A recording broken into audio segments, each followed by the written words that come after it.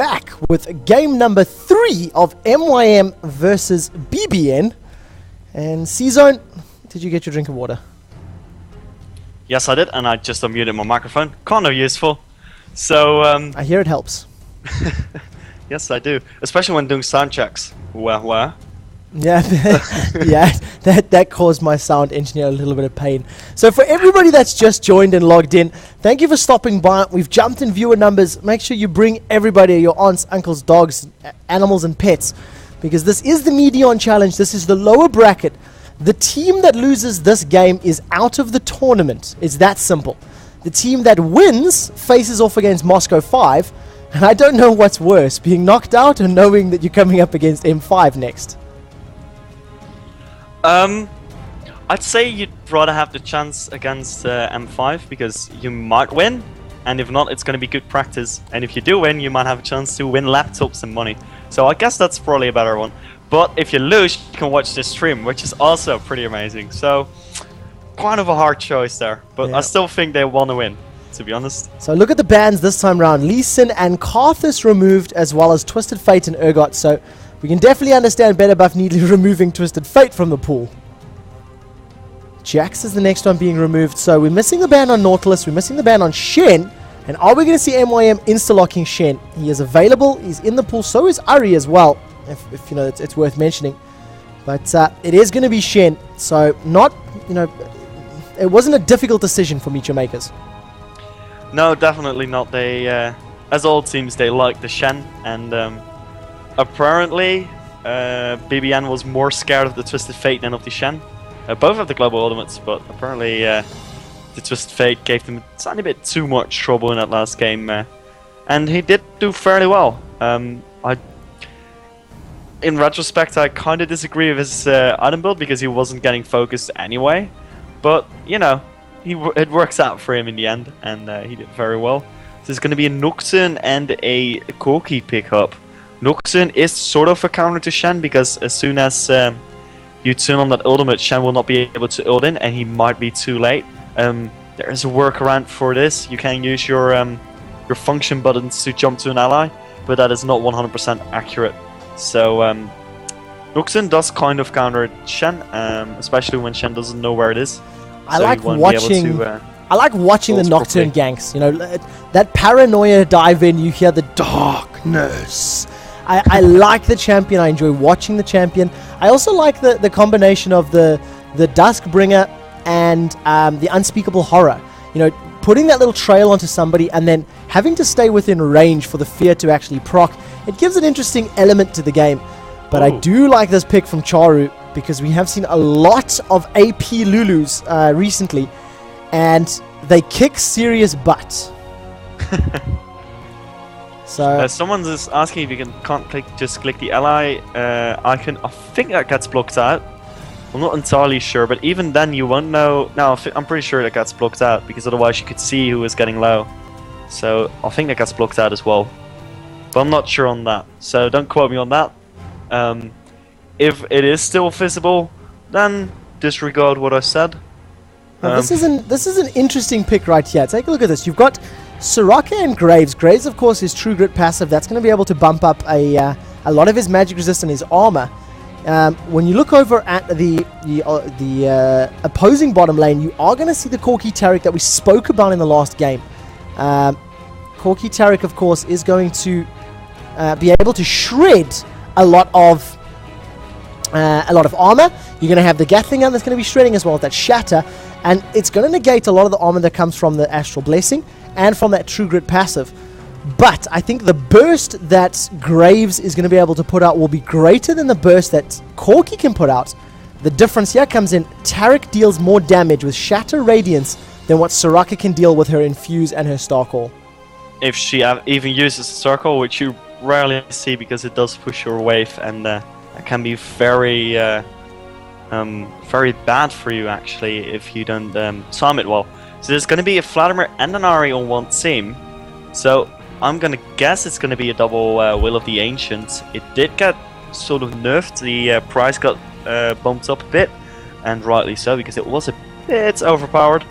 But they can still go for the double Woda, and it'll be very interesting to see if they actually do that, because we've seen Ares usually not go for the Will of the Ancients anymore. They usually go for Abyssal Scepter nowadays. But for the double Woda, it's definitely worth it to go Woda. Maybe he'll go Abyssal and then Woda. I wouldn't be surprised if he does that.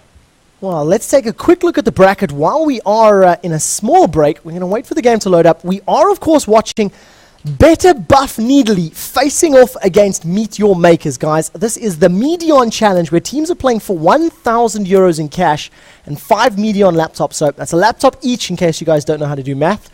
It is a double elimination best of 3 tournament. And last night, we watched CLG make it all the way to the upper bracket finals. On the other stream, Fnatic was watched to make their way up to the upper bracket final, knocking down Moscow 5 and XHCL along the way. These are the first games that we've been watching at the moment.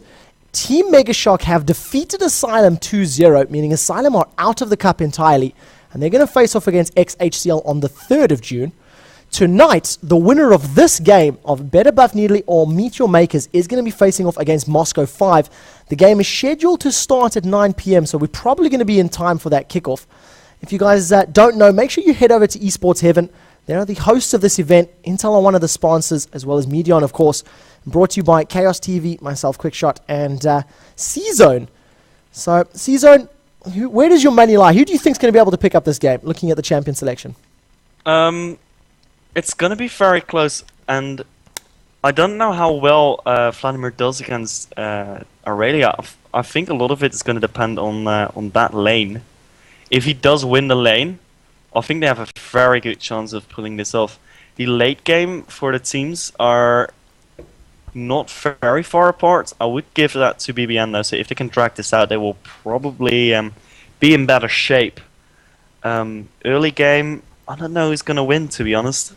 I'm not sure. I want to know what the chat says though. So yeah, let's get a prediction, guys. I want to know, who do you think is going to win this game? While we wait for it to load up, I do have to throw one more advert break up, guys. So when we're back, it'll be loading screen of a BBN versus MYM. So prediction is at the moment, while my adverts have just started. MYM, TSM.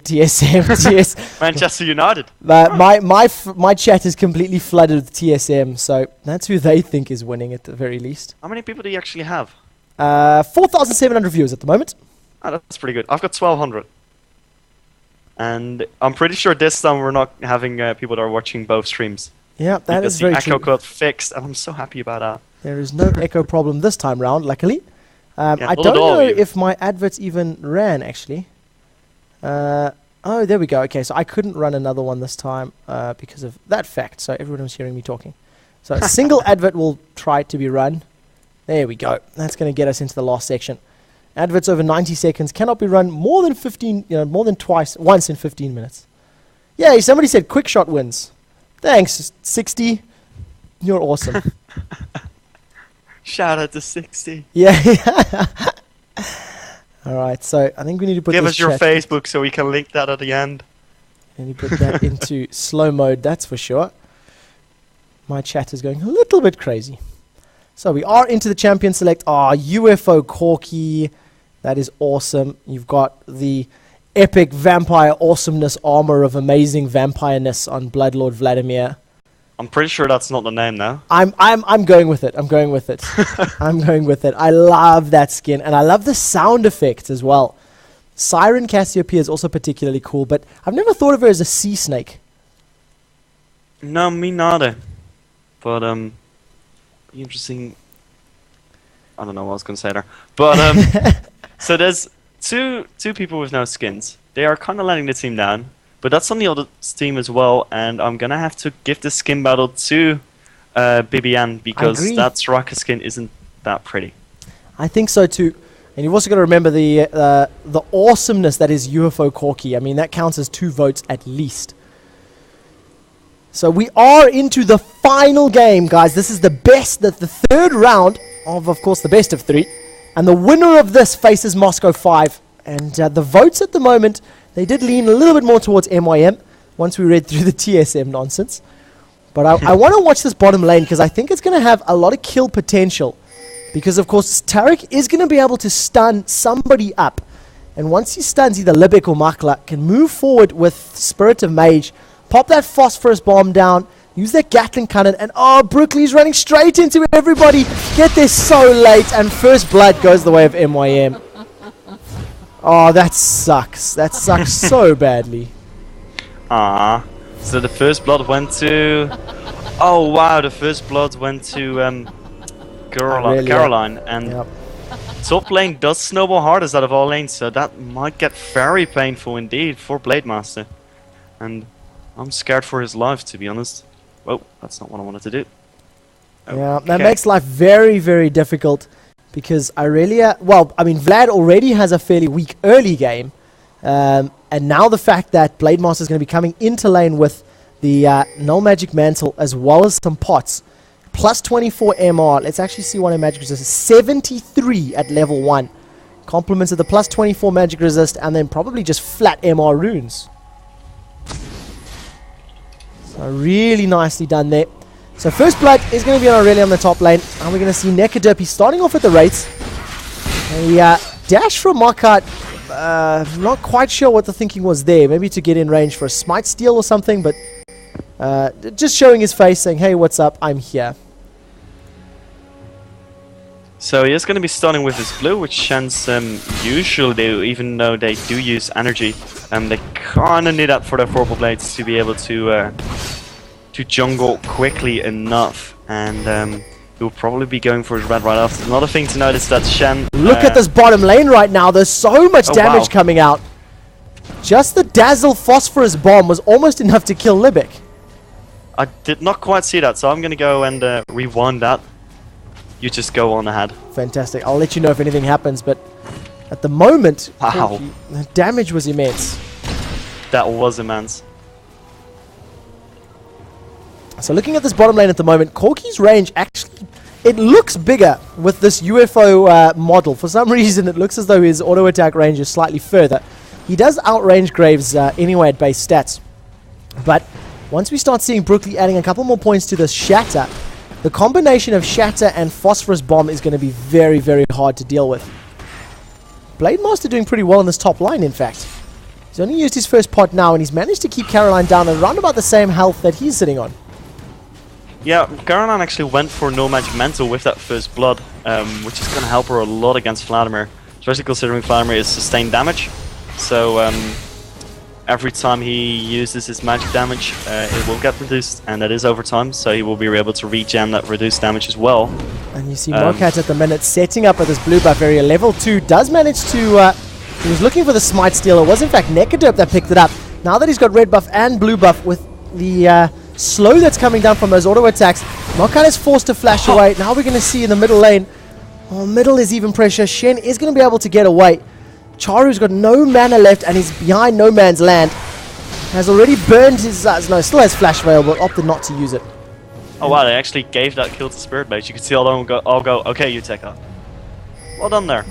Nice bit of coordination to give the AD carry as much feed as possible. My bad, guys. I just hit a link that I should not have been hitting while I'm on stream. Sorry about that. And yeah, very good. Scary. No, it was a link to the overlays. So I've just been given a new overlay link from the rest of the Chaos TV guys, which I will play with after this game, but not right now. So a counter kill back and a bunch of assists across the board. Nocturne, Ari, and Tariq getting in on that one. So at least it spreads some of the gold and gives everybody else some extra information as well.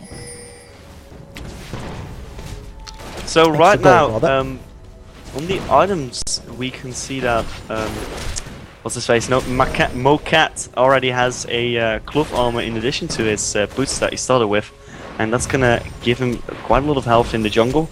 Nekadurp also started with cloth armor. He has not gone back yet. He has 800 gold, so he will be able to get get mattress raises or boots and some wards or something like that.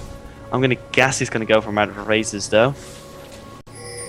And other than that, the most interesting thing is that we already have Merc Treads on Caroline. That's very early, actually. Well, he's obviously he's trying to ensure that he can stay on to that Vladimir, continue putting pressure down with the hit and style, and you know, stay in range of that equilibrium strike, and just continually bash away with those auto attacks. Because in a straight-up duel, Vladimir doesn't have the burst to kill an Aurelia at full health. And I'm not sure if I agree with the Merc Treads though, because there's not that much CC on the enemy team. True, but it's for the magic resist, and you've got. Oh yeah, but think about it. Vlad does magic damage, Corki does magic damage, Ari does magic damage. So yeah, Corki does do magic damage. Yep. So in that case, okay, I get it in that case. But predominantly to reduce the damage. He could have gone with Sand. Honestly, I thought he would be going Wits End and Ninja Tabbies. We'll probably see a Wits End a little bit later, anyways. But combine the tenacity with the passive of Irelia, which I actually don't even know what that's called. The amount of duration and stuns and slows is very, very low. The Ionian Fervor reduces the duration, so I like the thinking. And at the moment, it's just gone to a very passive game because, of course, both teams know if they lose this, they are out. And strangely enough, Blade Master, even though Caroline got first blood and has the Merc Treads, Caroline's actually on the back foot, taking so much damage. Yes, indeed. Well, the thing is, Blade Master is ranged, so that is way easier for him to harass Caroline. And someone's asking this in chat. The Ionian Fervor actually goes to 40%, not 65. Yeah, so that'd be quite ridiculous if it went 65. Yeah, it was 65 originally, but it was reduced quite a bit a little while ago. And it's 35 tenacity from Mercury Treads, so that makes it, I think, about a total of 55%, because they don't go together. They yeah, it's diminishing returns. Diminishing returns. So that's the way it's setting up now. Have a quick look at the farm. 59 CS Graves to 46 CS Corki. Middle lane 40 CS to 34, but there is a wave that maybe Zerx might be able to catch up to. Top lane, Blade Master 42 CS to the 44 CS. So other than the bot lane, it's pretty even across the board. Of course, junglers 31 to 38. Very, very even. Nocturne does have Paranoia available, and he's moving towards this bottom lane. There is a ward in the jungle, though. The stun comes out, no shatter. Paranoia is used, but all of a sudden, Makla dashes into the bush, and there's no more vision. And Paranoia just fizzles away. Neckaderp goes herpaderp, and unfortunately not able to dive forward. So, someone's asking if the M5 match is right after this game. It is after this game. We don't know how quickly after this game though, so because the players might be needing a small break. But I believe we're going to try start it at 9. From what I understand, Chaos TV have managed to organize a promo. I'm not 100% certain what that means, which is going to start at 9 PM. So this game, even if it finishes in the next 20 or 30 minutes, we'll keep everybody up to date. But we're definitely going to have the winner of this versus Moscow 5 next, and that's also going to be a best of 3. So potentially 3 very good games, assuming they can pick up a victory against Moscow 5. Do you think either of these sides has what it takes to pick up a map of M5? I think they could, but honestly, if I have to put money, look at the river though right now. The petrifying gaze comes up. That's going to slow Zerx. Zerx still has one more Spirit Rush. Flashes forward, tries to get in range for the Spirit Rush. Charu's trying so hard to pick up the kill, forced to flash away. Now there's no stun available, so she's not going to be able to pick anything up. Graves does actually pick up the kill onto Ari in the background though, so we'll follow that in a second. Stand United was used by Shen, and the rocket coming up from behind. That was enough to pick up the final kill. Makla now is trying to get in range. He's used his buckshot. He's used his collateral damage to pick up Ari earlier on. He flashes forward very, very aggressively. 3 seconds, 2 seconds. The ignite goes down to Spirit of Mage, but thanks to him moving away with that Valkyrie, he manages to get to safety. I'm going to quickly rewind twice and keep an eye on this Graves coming. I actually have to go 3 times and follow the Graves coming up from behind. So that was then Zerx moving forward. So I went back 3 times. I'm just watching Zerx going down. Graves is going to come up. Buckshot actually used to pick up that kill. So very nicely done from Makla. And we're following this from behind. Shen goes down very, very shortly from a very nice rocket from Spirit of Mage. And Makla just so unfortunately. I didn't actually see if that collateral damage was actually used to pick up the kill on Ari. Either way, nicely done. So, ×4 and on directed camera. And moving up to real time. There's going to be a small fight at top, but nobody dies. Serious. He used Ignite though, which is too bad he didn't actually get the kill with that. I like this fast forward. It looks so funny. Yeah, the spells in fast forward are really, really annoying. But look at Corki at the moment, 2-0-1. He's picked up the bottom though, there's going to be an engage, and Libic is going to go really low, and he is going to go down. Spirit Mage is going to go down as well, and that's going to be picked up by Mokat. He's going to get his double buff back. And Brookley is going to be taunted. He was waiting for the taunt or the energy to come back. Brookley is going to go down most likely. Actually, he might be getting away. In the meantime, Makler is completely ignoring Nakadub, taking down his jungler. I don't know why he didn't switch targets. That was very strange. And up top, there's actually going to be a dive onto Caroline. Caroline almost going down. His ultimate is saving him there. Ultimate of Plate Master. His Hammer Plague was not able to pick up that kill, but he's still going to dive for it. And he is going to go in, and he's probably going to... Yes, he is going to get the kill. Not going to go down at all. And that's going to give him another kill. So right now, there's 500 gold lead for BBN. And definitely not getting dominated like the last game. So this game could go either way still. Yeah, once again, teams are bang on even. You know, there's very, very little difference between gold, very small difference in kills. And this is a lot closer than, you know, the previous game where we've seen Meet Your Makers just completely rolling away with the game. And I mean, so much so that Shen went for a Deathfire Grasp Leviathan build, you know. So it's really strange to see. Maybe MYM, they just know if they get Twisted Fate, they can win really easily. And do you see Makla moving forward, trying to put some damage down, takes that Astral Blessing healing from Libic, and we see another Bloodthirster. Now this is very strange because you don't tend to see a lot of Bloodthirsters on your AD carries, and tonight we've seen one in every game. Well, it's a bit of a playstyle thing, really. I mean, most people prefer Infinity Axe because it gives more raw damage and you don't lose stacks when you die. But Bloodthirster gives you a lot of sustain, and because if you look at the enemy team, burst isn't as high as most teams. It's mostly sustained damage, so that's why he probably wants the Bloodthirster, so he can heal every time he gets the sustained damage on him. When you get bursted down, you usually can't afford to go back in. And take a look at the top lane right now. Caroline just completely having his way with Blade Master. I'm assuming Caroline's a guy. If it's not, I apologize immensely. But just, you know, Equilibrium Strike, Hit and Style, and Blade Surge. A little bit of auto attacks, a little bit of damage, and more than enough to chunk Blade Master down to, you know, a third life. So we've hit the 14-minute mark, and neither team has Dragon just yet. Yeah, it's not very late, but you usually see dragons around 12-13 minutes, so I wouldn't be surprised if they go for it right about now. You usually see them pick up the second blue, see if they can get a kill, and then go for dragon. And it might be coming up any moment now. There is a Noxun gank coming in bot. If they are able to pick up a kill or two out of that, they will be going for dragon most likely. Mokat is actually moving into the dragon pit with his taunt. And he's gonna actually go for the dragon. Very sneaky of him. And he might be getting it. In the meantime though, in mid there is gonna be a tower dive, but Zerg's just going, well, okay, thanks for the kill.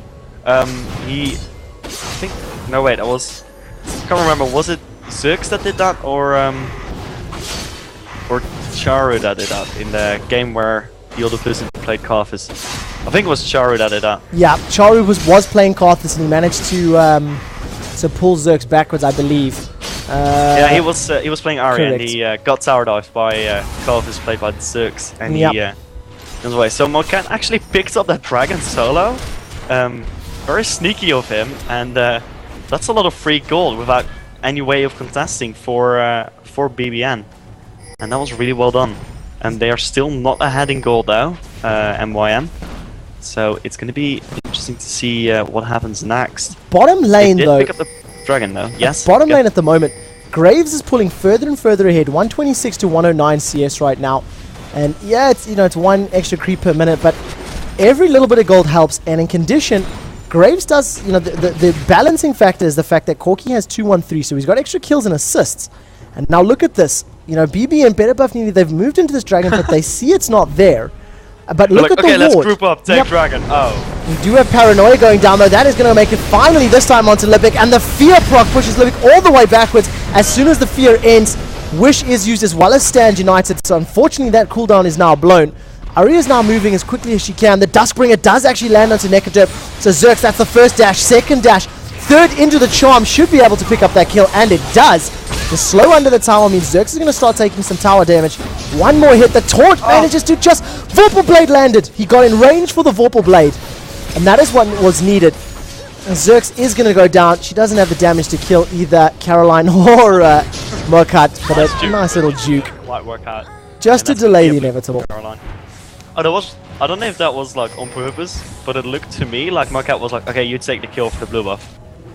That's what it looked like to me. Being a good guy there. This is going to assume he's a good guy. So really nicely done. I think that was probably the smart cast on your Q. So get in range, smart cast it, and flick that out. So great play coming out from... it's like, here, have a blade. That happened. And look at the fight in the top lane right now. Charu is going to stun up Blade Master. Twin Fangs and Noxian Blast are going. One more Twin Fang. Summoner heal used. And really nicely done. Charu deserved that kill. But good timing from Charu to pop that flash and the Summoner's heal just to keep himself alive. So, I'm looking at Orange right now, and Caroline is going for Hex Drinker. She really wants that magic resist, or he. Don't know if it's a guy or a girl. And Caroline is a bit of a girl name now, so we'll have to ask that after the game, just to be sure. But he is going for the Hex Drinker, not going for the Wit's End, which is what I expected. There is an upgrade for Hex Drinker now, so it is a very good item nowadays. Still though, I think Wit's End is slightly better on Aurelia, because Aurelia doesn't benefit as much from AD. She benefits way more from attack speed, because she does do the true damage with her W if she turns that on, and that's per hit, so the more attack speed she has, the more damage she does. Now, really true. The hit and style true damage as well, which cannot be negated. So even though her auto attack damage is going to be reduced slightly, the hit and style true does not. So nicely done. At the moment, it's quite a strange game because we have these bursts of action like we're seeing right now. Ignite has gone down onto Blade Master. Caroline is trying to push forward. I think try and commit Eat a Charm in the face. No Petrifying Gaze coming out from Charu this time round. Because it is on cooldown, hence the reason it was not used. But, you know, we've got a fairly slow game in terms of farm and in terms of the lanes. But as soon as we have these big engagements, everybody dies. And Charu's now moving forward. Twin Fangs lands. Charu was committing to that fight maybe a little longer than she should have. Takes 2 turret hits and forced to fall backwards just a little bit. I'm very surprised actually at the build that Mackler is going for. He's got 2 daggers, so I assume he's going for Phantom Dancer, and thought the second dagger was better than the Royal's gloves. But I don't know, that's kind of interesting. Seems to be working fairly well then. It's just that, yeah, I guess he's going for Phantom Dancer. Looked really weird for a second though. It was like, oh, he's going for attack speed items or something. Well, it makes sense when you consider that he's got very good attack damage. His Bloodthirster is fully stacked. So, sitting on 209 AD, he's got a crit chance... Oh, wrong character. Crit chance at the moment of 0%, so not even in the runes. And his quick draw has currently got 3 points into it. So that's going to increase his attack speed by 60% on top of the 1.2. You know, you compare him to Spirit of Mage, sitting on 195 AD, so he's 10 or 15 below. In addition, he's got, 20% slower at base. Once the quick draw is used like that, look at the damage coming out now. Paranoia has been used from Nocturne, so he dives all the way forward. Nekadip is staying on Mackler for as long as he can. Soraka actually chases Corki down, tosses out a banana and a star call to pick up that kill. Now all of a sudden, Brookley, he wanted to take Graves down. Max range taunt from Mokat, so they're going to kill Tariq now. The Gem Knight is about to go down, and Zerx may consider diving. It would be 1v4 and very, very silly. And Soraka too strong. It'd be outrageous, to be honest. Outrageous. Oh, a flash taunt from Shen coming out. That was really nicely done. Nekadip has taken a lot of damage. Hemoplague does go down onto Graves though. In conjunction with the Spirit Rush, that might be enough to kill him. Mokat is now stuck behind enemy lines. He's trying to take on 2. He's involved in at least one of those kills onto Vlad. And that ends up being a 2-for-2 trade. support and top versus jungler and AD. But it may open up Dragon. We see some pings down onto Dragon. But a very nice flash taunt. They did pick up, I don't know if they picked up top tower. They did pick up, almost pick up mid tower. That's close enough to that to say that they picked that up. And they are going to be going for Dragon. So MYM is going to have an advantage out of that. Oh, great charm going in. And they are going to be picking up the Charu. But the Dragon goes to the other side. So that's worth it. Honestly. Yeah, one Still kill. Great play there from Zux and Spirital Mage. So several towers going down. The Dragon goes down as well. And at the moment, map control sits with Meteor Makers. One extra tower as well as the gold advantage. But the kill score is currently in favor of better buff Needly. So we'll have to see whether or not BBN can actually push this tower down. Those Transcendent Blades, what are they called? Oh, it is Transcendent Blades, used to try and farm out the lane. But unfortunately, just the two of them is not going to be enough. The buckshot and collateral damage puts a lot of pain down. But it ends up just being abilities used not actually to pick up any kills or even save the tower, to be honest. So right now the Mackler actually did go for the seal, as we thought. He's got his great cloak, the cloak of agility as well, and we've got a Phage by now on Caroline, so not opting to finish that Maw of Malmortius just yet. Going for a Phage first, and after the Maw of Malmortius, but I think it's going to be his next time. I'm wondering if he's going to go for Frozen Mallet or Trinity Force. Both can be done. Trinity Force will give you more burst. Frozen Mallet will get you slightly tankier and will make the slow of the Phage guaranteed, which makes you a very good slow bot. There aren't a lot of mobile melee champions on the enemy team though, so I'm assuming he's going to go for Trinity Force. It could possibly be a wit's end as well when you consider, look at that, a taunt does land onto Mokat, but he just falls backwards. It could also be a wit's end when you consider the burst that can come out, you know, the ability power, when you combine Ari, Corki and Vlad all together, as well as the damage that's going to come from a Hemoplague. You know, if Hemoplague lands and somebody goes low, that Hex Drinker will pop and it'll give you that extra shield to at least survive the burst from Hemoplague. But at the moment, even though MYM are slightly in the lead, they're on the back foot. You know, BBN are determining the pace, BBN are pushing down these lanes, and BBN are pretty much going where they please. You know, they shoved that mid lane very effectively. They were pushing down into the interior turret, but opted not to dive or opted not to push for a fight. And it's interesting to see when, you know, numbers and everything tell you that technically MYM should be the ones doing that. Yeah, it's strange. I guess it's the dragons that's giving them the gold advantage, but they aren't really winning the team fights. And there is a red buff on Mackler now that is going to make him a lot stronger in the team fights, because he will be able to kite his opponents. Mokat is not really needing that at the moment because he does have the taunt naturally, as well as Caroline, who has the Phage, so the reds should be going to Mackler and they're doing that well. So that's going to be another slow in their team, and he's going to do true damage as well, which on an 80 carry is not too bad. So it's going to be interesting to see what they do for the team fight.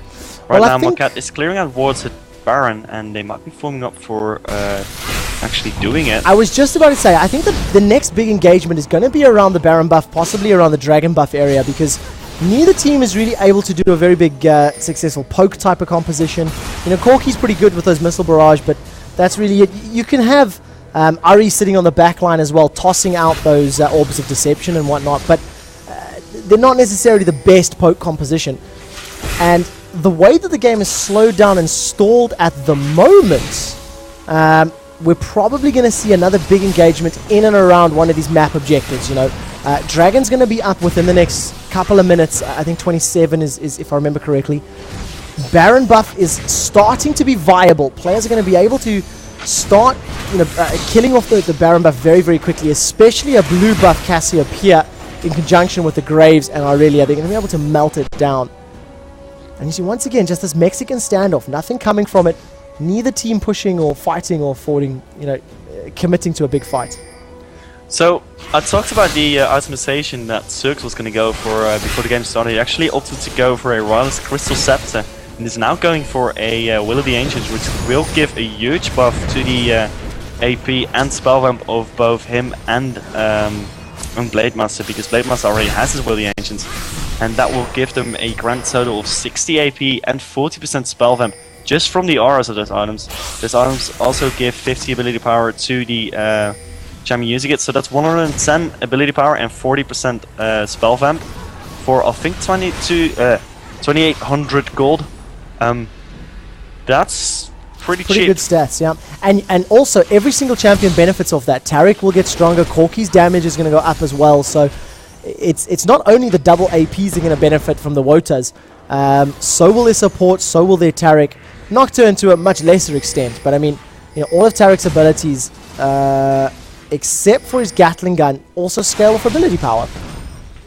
Yeah, Nocturne's we do have a flash taunt going forward. Spirit Mage instantly blows up in the fight. Now they've turned their attention to Blademaster. He has dropped his Hemoplague. Going to rely on some of that burst heal once it actually pops to go up. Xerxes has now dived all the way forward to that Spirit Rush. He's going to end up being killed though in the background. And all of that from one flash taunt. Mockhut flashed forward, managed to catch Corki just very, very aggressively. And that's probably going to result in a Baron buff, yeah. Such a good pickup. My mouse from there. So that was a great team for them, and they will probably pick this up unless there's going to be some kind of mad steal, which would be very awesome to see. They are looking for it, it seems, and there is going to be a flash, and he is not going to be able to smite, and he's going to go down. Baron buff going to MYM, and Nakadub going down, so that's 12 for 12 right now. They are 4.9k ads, so that's pretty much 5k ad. And with that Baron buff, they will be able to push very well because of all the regen it gives, as well as a tiny bit of stats. It's like 40 or 60 AP or AD, I think. Yep, actually, it's 40 AP. Chunk. The main thing that's so important about it as well is that health regen and mana regen. It allows them to spam their abilities and take a bit of damage, fall back a little bit, and just they don't have to recall to get fighting fit once again. But yeah, and that's why everyone pushes as well with the Baron buff. You can just take some poke and just chill out, be relaxed, playing some b-ball outside. It was cool. What a great flash taunt coming out from Shen, or from Mockat there. It was, great positional awareness, and the communication is very good as well, because you've got to remember that when he does that, once again, another great shadow dash, that's going to hold Brooklyn in place. A couple more auto attacks might be enough. He may actually get away, and it looks like he does. Now they've turned their attention to Nekadip. Those Transcendent Blades might be able to get him, but Taric juking every single one of them. Manages to walk away with such a low number of hit points, but Mocat with them epic dives. Yes, really good set of dashes coming out for him, and they will be going to pick up the enemy blue buff and the dragon. So MOM is now building on the advantage they built, and they are gonna go for Zerx actually under the tower here. Ooh, great charm, but not gonna be able to follow up on that because it would be a 1 versus 4, and he doesn't really fancy his chance with that. So Chari is gonna be picking up that blue buff, and Mokats is actually gonna level up from that. Almost looked like he smited it. And yes, MYM making trouble in BBM's neighborhood. Who got the reference? So I like that. Really, really well played coming out from MYM. So they got the Baron buff. They take the Dragon as well. Dragon went down around 28.5 minutes. They scored 29. So it'll be up at 34-35.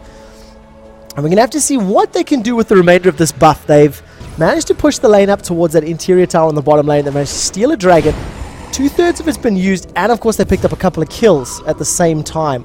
So great position for MYM. It's not an insurmountable lead. So, technically BBN, if they can win 1 or 2 fights, they may be able to turn this around. But they cannot afford to have any more mistakes. And when you look at the builds at the moment in terms of itemization, Trinity Force is complete on Aurelia, like you predicted. Grave sitting, Infinity Edge, Bloodthirster, and a Phantom Dancer. And I think that Bloodthirster is fully stacked, which it is. We've got Aegis of the Legion. That's going to be ridiculous amount of damage, actually, on Mackler. Wow. 346 AD, 23% lifesteal, crit chance of 55%, and of course the bonus, I think it's 80% attack speed. Yeah, 80% attack speed on a maxed out quick draw with a base of 1.4. So, he's going to be hitting 2 times per second once he actually uses that quick draw dash. And the amount of crit damage and whatnot's coming up. The next thing he's going to need to build is just some armor penetration. and he's going to be able to just decimate the health bars of his opponents. By the way, people were talking about MYM. I'm pretty sure that... Oh, actually, there goes once again. And Spirit of Mage is going to go down instantly. So is Brooklyn. And they are going to now go for the Nekadurp. Nekadurp going down as well. Blade Master is going to be focused now, most likely. Yes, he does. And now only Zerx is left, and he is going to get stunned. And that's GG right there. Honestly, this is over. They've got 30 seconds, and I'm hearing some chat, so that's probably saying the GG's. And I'm assuming there's going to be a surrender vote in a few seconds. Oh, we'll have to see. Let's sit on chat for just a second. Technically, MYM can technically just push this one down, so it does mean that Meteor Makers are victorious. They go 2-1 in this lower bracket game, knocking out Better Buff Needly from the Medion Challenge. And they earn themselves a spot against Moscow 5 coming up next.